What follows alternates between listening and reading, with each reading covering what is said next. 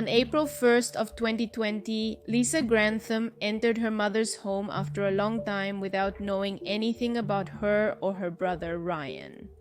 While a brother not answering for days may not be entirely worrying. In this case, Lisa had a very good relationship with her mother and she answered every day. That's why she knew something strange was happening when Barbara stopped responding. When she crossed the door, she encountered something terrible.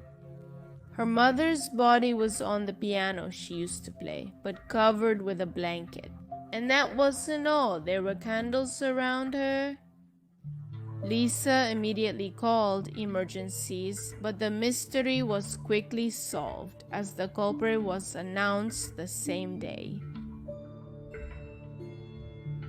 Ryan was born in 1998 in Squamish, a small community in the District of British Columbia in Canada, and there he grew up with his parents and his younger sister, Lisa. Ryan's father abandoned him when he was still a boy, so his name is not even publicly known, but it was mentioned at some point that he worked in the entertainment industry, while his mother, Barbara Ann Waite, was a pianist. The home where Ryan and Lisa grew up was full of art and love for entertainment in all its forms. So when the couple's eldest son expressed his liking for acting, his parents did not hesitate to support him from a very young age, and it is likely that his father also helped to boost his acting career. He started doing commercials at 8 years old, and the following year, in 2007, he made his acting debut in the film The Secret of the Nutcracker. His work was very good, and he received mostly positive reviews that helped him continue in the acting world. From that moment, Ryan became a familiar face in television series and movies. He didn't necessarily play leading roles, but he was a recurring character in several well-known series such as Supernatural as well as iZombie, among others. However, he also played another quite well-remembered role in the Wimpy Kid movie in 2010, and more recently appeared in the television series Riverdale, where he debuted in the year 2019 in season number 4. Ryan played Jeffrey Augustine. His character had run over Fred Andrews, played by Luke Perry, who was, throughout the series, the father of Archie, one of the protagonists. His character in Riverdale and Ryan had something in common. Both were responsible for the death of a person. Although Ryan did it completely intentionally, unlike what happened in Riverdale. There is some discussion about how relevant this fact is. When the news of what happened, the facts came to light, there were many fans wondering who this person was. They didn't even have an idea what their character was doing despite having watched the entire series. And the truth is that he didn't have much prominence. It wasn't until making this video that I realized that he actually appears in some works that I knew, like in Diary of a Wimpy Kid or The Imaginarium of Dr. Parnassus. In the latter, he acts as the young version of one of the protagonists, Anton, played by Andrew Garfield, just to give you an idea of who he was.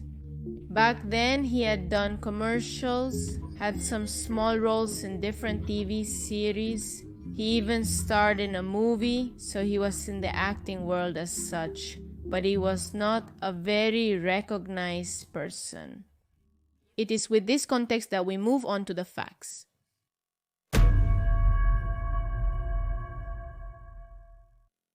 Her participation in Riverdale the year before the events had allowed her to regain some fame and relevance in the acting world.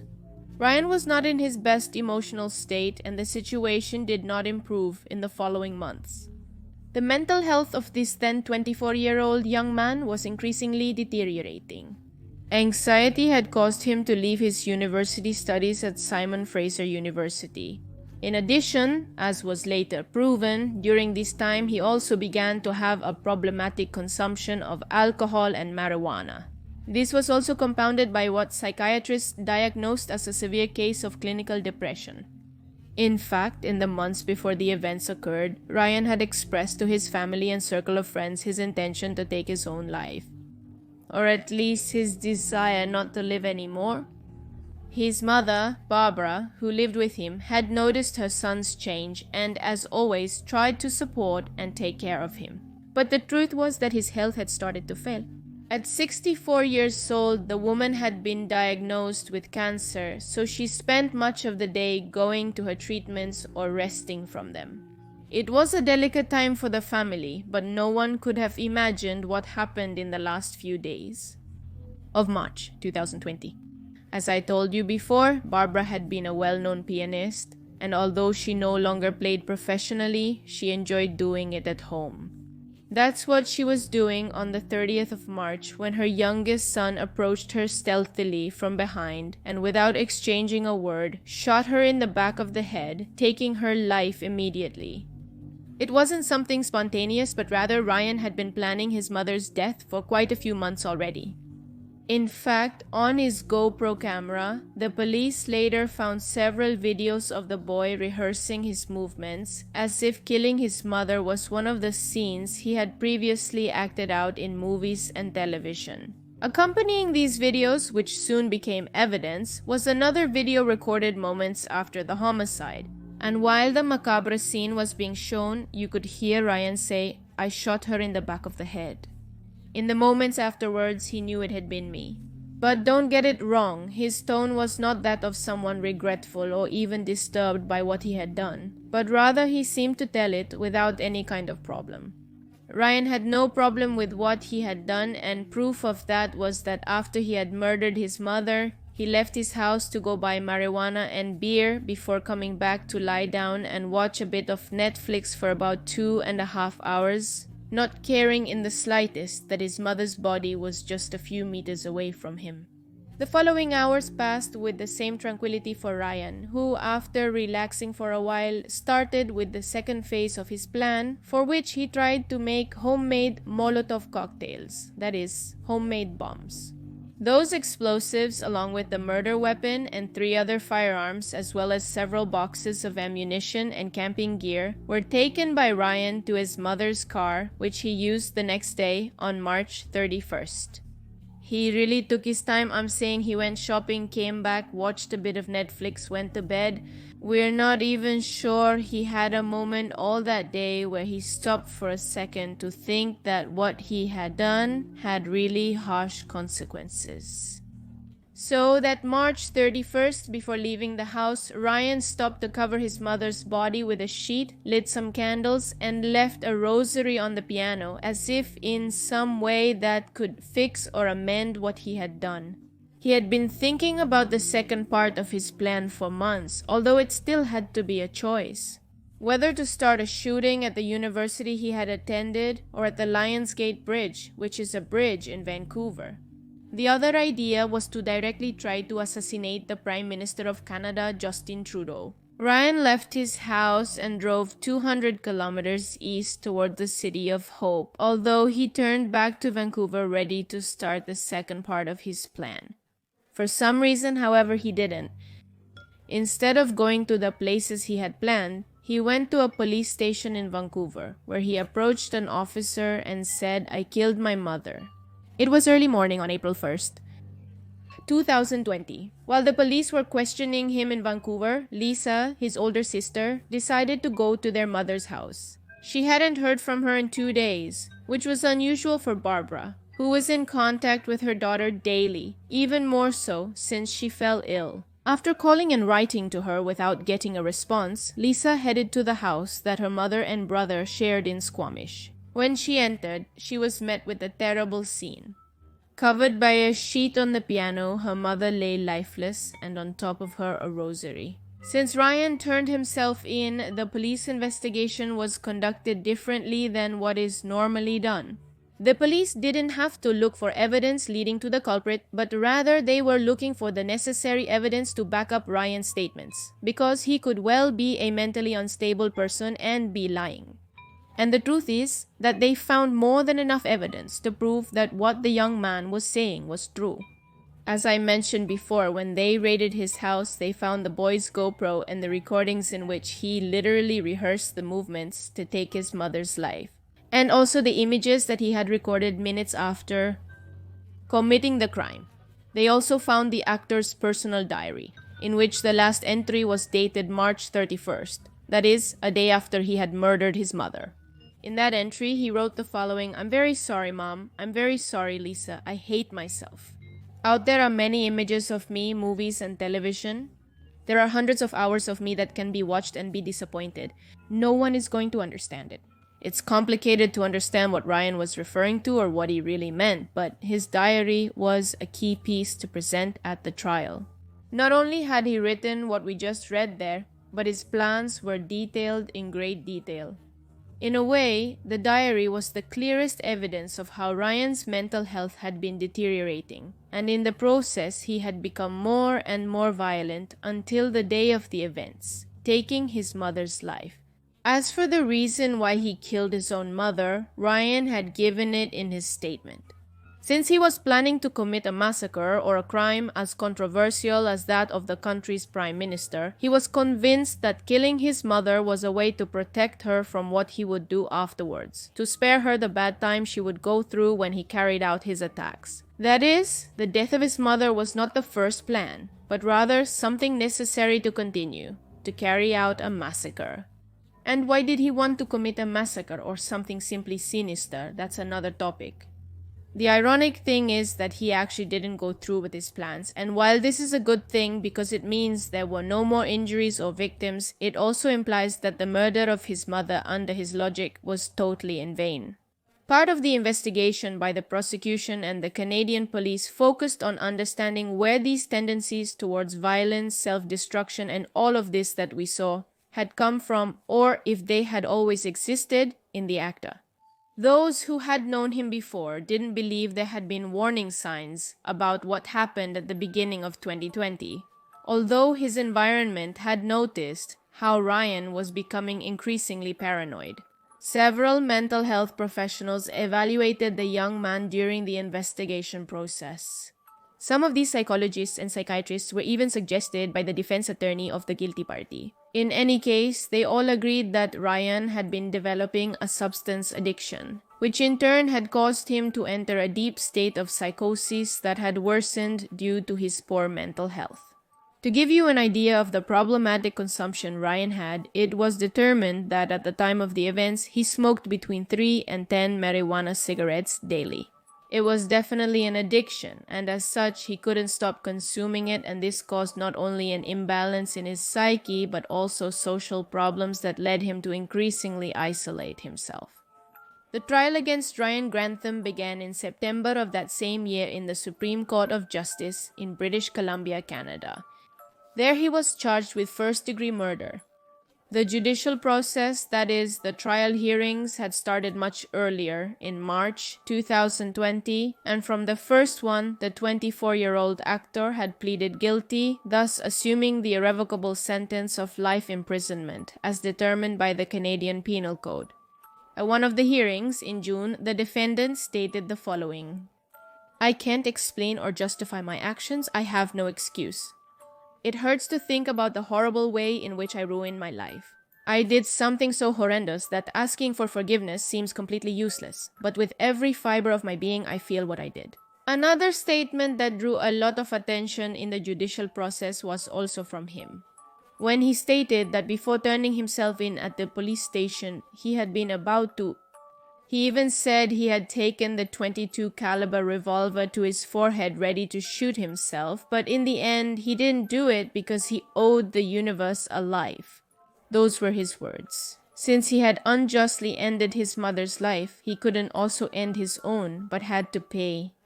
According to him, this is how a kind of balance in the universe was maintained. One of the few testimonies that were at the trial was that of Lisa Grantham, Ryan's older sister, and the one who had found their mother's body. Her statement was concise and in accordance with the sadness of the case. She said that Ryan didn't give her a chance to defend herself and continued to assert that she was convinced her brother was a danger to society. Furthermore, she added, "How am I supposed to trust anyone when my only brother chose to execute my mother from behind?" The prosecution asked the case judge, Kathleen Kerr, that the life sentence implied that he could spend at least 24 years in prison before being eligible for parole. However, the judge heard the defense's arguments. These were based on demonstrating that within the prison where he had been preventively for those months, Ryan had been attending therapy as well as being treated by a multidisciplinary team, which had allowed him to improve his attitude and his understanding of what he had done. In addition, they alluded to the mental imbalance he had been suffering at the time of the events. The arguments in question convinced Judge Kerr, who finally decided that Ryan Grantham must serve at least 14 years before he is eligible for parole. That is, he will remain in prison without being able to apply for parole until the year 2034, when he will be 36 years old. When the news was released, the media quickly picked it up. Tried to associate it with Riverdale because it was a show that one could say was in its prime, with a good fan base that would probably click instantly to find out more. The digital magazine Variety wrote an article about it referring to him as a Riverdale actor, to which Lily Reinhart quickly responded on Twitter. Lily is, for those who don't know, one of the lead actresses who plays the role of Betty in the series. She went and replied to the digital magazine, "We do not claim him," which would be something like, "We do not claim him, he has nothing to do with us, thank you." Basically wanting to say this person acted in an episode once for a while.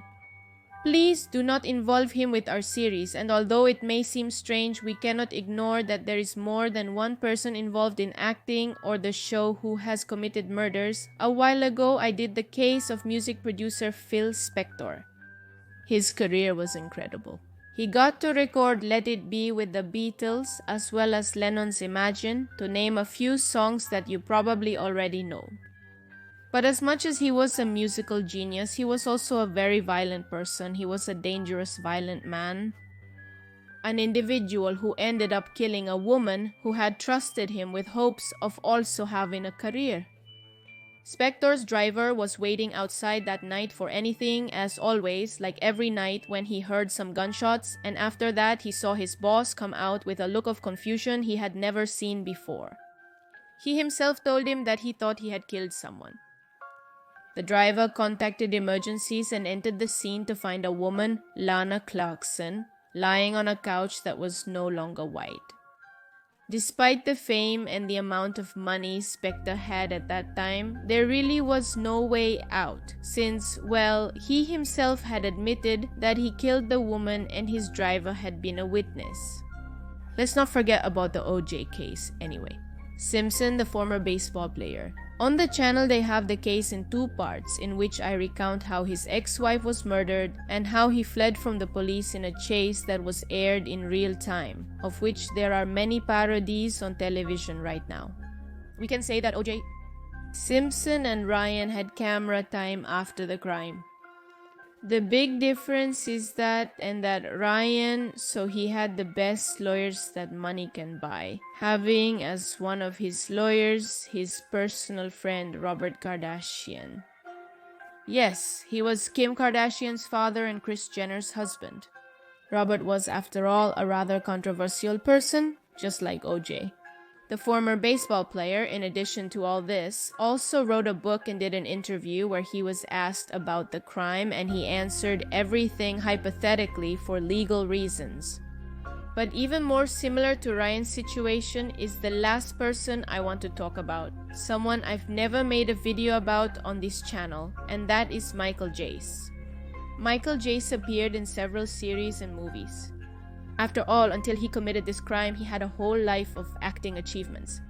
However, he is best known for his role in The Shield as the lawless Julian, a Los Angeles police officer. Perhaps this role, in which he seeks justice, is incredibly ironic now. On June 3, 2003, Michael married April Denise Long, with whom he had 2 children. The marriage lasted 11 years and ended in the worst possible way, as on May 19, 2014, Michael called the police to report that he had shot his wife dead. Even worse, it had been in front of their 8- and 5-year-old children. The cause had been an argument. The neighbors heard everything, the start of the fight and then the cessation. After the gunshots, Michael shot his wife in the back and in both legs. Perhaps he believed that the role he had played for years qualified him to have good aim or understanding of the human body, because his justification was that he didn't want to kill her, just hurt her. He said that at first he had sought the gun to end his life, but finally decided to shoot his wife in the leg, who was an enthusiastic runner, in order for her to feel pain. What he doesn't mention in that statement is that he also hit her and on top of that shot her in the back. Unfortunately, they had the idea to bring one of Michael's children to testify. And I say unfortunately because at 9 years old, when he had to go to court, it's terrible to have to testify in the murder of a relative and much worse, in the murder of his own mother. But what this child said was key to the case, as it proved the intent to kill. According to his version of events, Michael said, "If you like to run, then run to heaven before the second shot." Actually, the list is long. Not only are there murders in Hollywood, but there are also many illegal things going around that we will talk about better when I tell what P did. Diddy on the secondary channel, because I definitely don't want to talk about that on this one. And that's how we get to the end of the video. That was the whole case, and tell me if you knew what this actor did, or also if you had seen him in any of these series that I mentioned. Remember that if you want to leave me case recommendations, you can do it to my email that is down there in the description of each of the videos I upload to YouTube. Here are the Patreons and the channel members. Thank you for supporting me through those platforms. And with nothing more to say, here is a new video. Here is a recommended video. You can subscribe by clicking on my face, and see you in another video. Goodbye.